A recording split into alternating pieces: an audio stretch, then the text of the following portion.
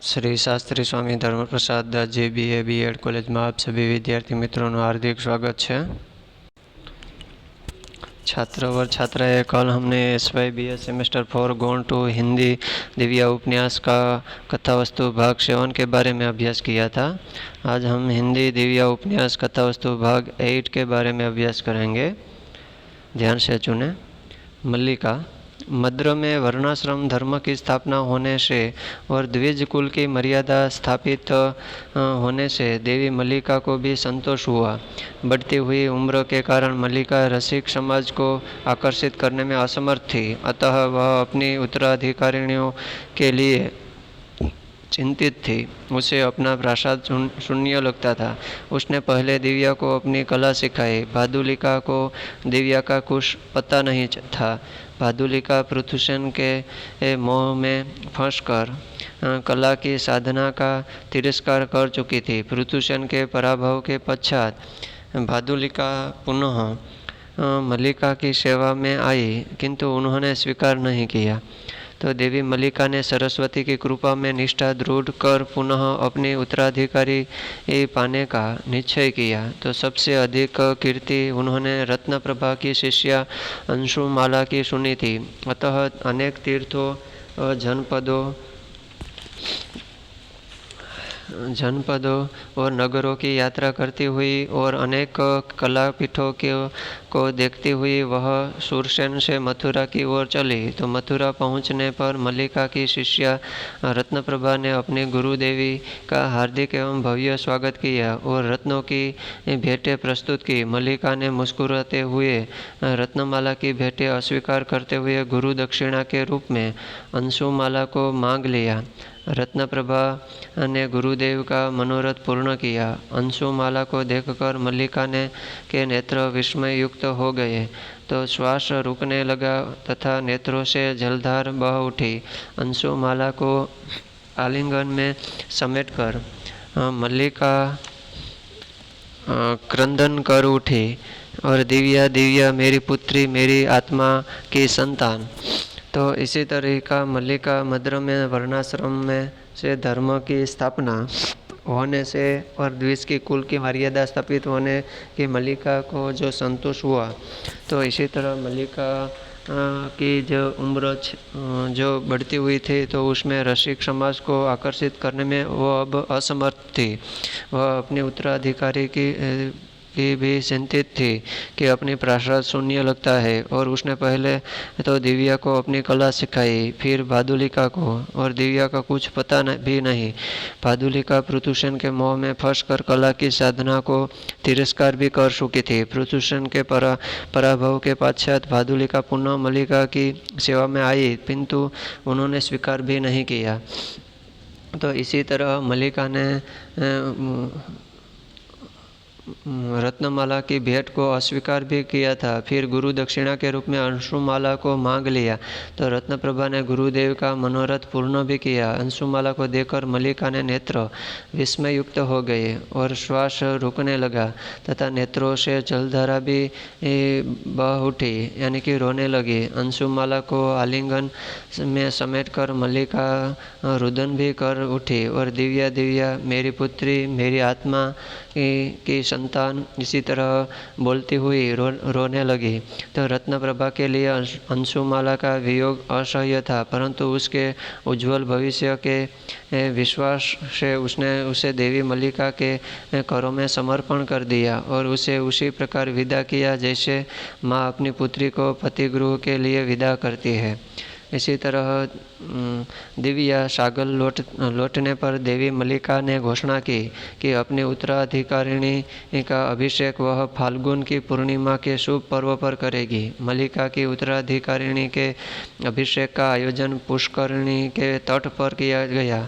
शुभ लग्न ने श्वेत पुष्पों से आच्छादित शिविका में कला की नवीन अधिष्ठात्री को वेदिका पर लाया गया। तो उसके सम्मुख देवी मल्लिका ने घुटने टेक कर प्रणाम किया। तो देवी मल्लिका ने अपने उत्तराधिकारिणी के मस्तक से मुक्तावली का शेखर दूर कर जनसमूह को उसका दर्शन भी दिया। सभी स्तब्ध रह गए। तो तात धर्मस्थ की प्रपौत्री द्विज कन्या दिव्या क्षण भर में एक ललकार सुनाई दी। मध्य में द्विज कन्या वेश्या के आसन पर बैठकर जन के लिए भोग्य बनकर वर्णाश्रम को अपमानित नहीं कर सकती। दिव्या अपने आसन से उठ खड़ी हुई तो कोलाहल सहसा शांत हो गया। तो दिव्या ने इस विषय पर आचार्य रुद्रधीर का निर्णय जानना चाहा। तो आचार्य रुद्रधीर ने कुछ क्षण मौन रखकर निर्णय दिया कि वर्णाश्रम की व्यवस्था त्रिकाल के लिए सत्य है। मौन स्वीकृत के स्वर में दिव्या ने सिर झुका दिया। इसी तरह दिव्या सागर लौटते समय मल्लिका ने घोषणा की कि उत्तराधिकारिणी अभिषेक व फाल्गुन की पूर्णिमा के शुभ पर्व पर करेगी। और मल्लिका की जो उत्तराधिकारिणी का अभिषेक का आयोजन जब करेगा ते पुष्करिणी के तट पर किया जाएगा। तो अब देवी मल्लिका अपने उत्तराधिकारी का मस्तक में मुक्तावली का शेखर दूर कर जनसमूह को उसका दर्शन दिया और सभी स्तब्ध रह गए। तो तात धर्मस्थ की प्रपौत्री द्विज कन्या दिव्या क्षण भर में एक ललकार सुनाई दी। तो मुद्रा में द्विज कन्या वेश्या के आसन पर बैठकर जन के लिए भोग्य बनकर वर्णाश्रम अपमानित नहीं कर सकती। तो दिव्या अपने आसन से उठ खड़ी और कोलाहल सहसा शांत हो गया। दिव्या ने इस विषय पर आचार्य रुद्रधीर का भी निर्णय जानना चाहा। तो आचार्य रुद्रधीर ने कुछ क्षण मौन रखकर निर्णय दिया। वर्णाश्रम की व्यवस्था त्रिकाल के लिए सत्य है। मौन स्वीकृति के स्वर में दिव्या ने सिर है ते झुका दिया।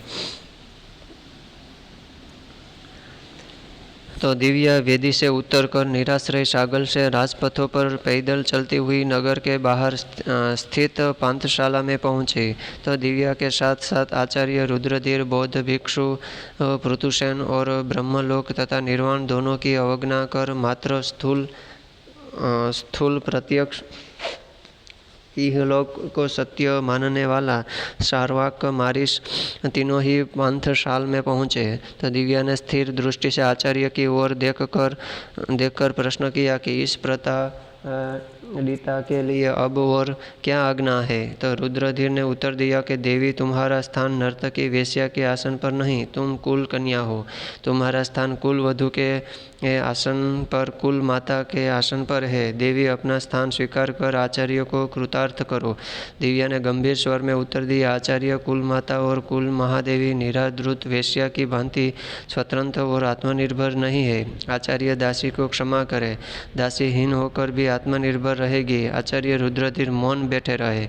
इसी तरह दिव्या ने वेदी उत्तर को निराश्रय सागल में राजपथों पैदल चलती हुई वो नगर के बाहर पांथशाला में पहुंच गई। तब दिव्या के साथ साथ आचार्य रुद्रधीर भी और बौद्ध भिक्षु पृथुसेन और ब्रह्मलोक निर्वाण दोनों की अवज्ञा कर मात्र स्थूल प्रत्यक्ष इहलोक सत्य मानने वाला चार्वाक मारीस तीनों ही पांथशाला में पहुंच गए। दिव्या ने स्थिर दृष्टि से आचार्य की ओर देखकर प्रश्न किया कि इस प्रताड़िता के लिए अब और क्या आज्ञा है।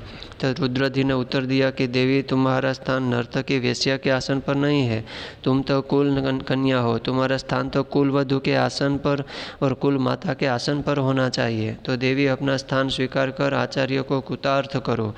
तो तब दिव्या ने गंभीर स्वर में उत्तर दिया कि आचार्य कुल माता और कुल महादेवी निराधृत वेश्या की भांति स्वतंत्र और आत्मनिर्भर नहीं है। आचार्य दासी को क्षमा करे, दासी हीन होकर भी आत्मनिर्भर रहेगी। आचार्य रुद्रधीर मौन ही बैठे रहे। तो भिक्षु आगे बढ़ा। लोगों ने पहचाना वह पृथुसेन था। तो भिक्षु ने उसे तथागत की शरण में लेने का प्रस्ताव रखा। तो भिक्षु का स्वर सुनकर दिव्या के नेत्र फैल गए। उसने भिक्षु पृथुसेन से पूछा, बनते भिक्षु के धर्म में नारी का क्या स्थान है। तो भिक्षु ने कहा, भिक्षु का धर्म निर्वाण है, नारी प्रवृत्ति का मार्ग है। भिक्षु के धर्म में नारी त्याज्य है। तभी दिव्या ने दृढ़ स्वर में उत्तर दिया, नारी का धर्म निर्वाण नहीं, सृष्टि है। भिक्षु उसे अपने मार्ग पर जाने दे। इसी तरह भिक्षु आगे बढ़ा, यानी कि भिक्षु जो था वो पृथुसेन था। भिक्षु ने उसे तथागत की शरण में लेने का प्रस्ताव रखा। तो भिक्षु का स्वर सुनकर दिव्या की जो आंखें थी वो फैल गई। उसने भिक्षु पृथुसेन से पूछा कि बनते, भिक्षु के धर्म में नारी का क्या स्थान है? तो भिक्षु ने उत्तर दिया कि भिक्षु का धर्म निर्वाण है, नारी प्रवृत्ति का मार्ग है। भिक्षु के धर्म में नारी त्याज्य है। तभी दिव्या ने दृढ़ स्वर में फिर से उत्तर दिया कि नारी का धर्म निर्वाण नहीं है, सृष्टि है, और भिक्षु उसे अपने मार्ग पर जाने दे, उसे रोके नहीं।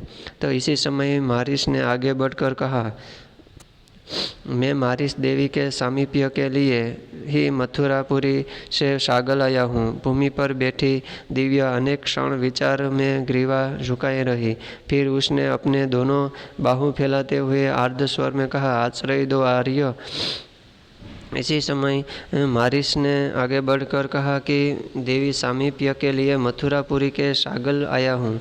भूमि पर बैठी दिव्या अनेक क्षण विचार में गर्दन झुकाई बैठी थी। तो फिर उसने अपने दोनों बाहु फैलाते हुए आर्द्र स्वर में कहा कि आश्रय दो आर्य।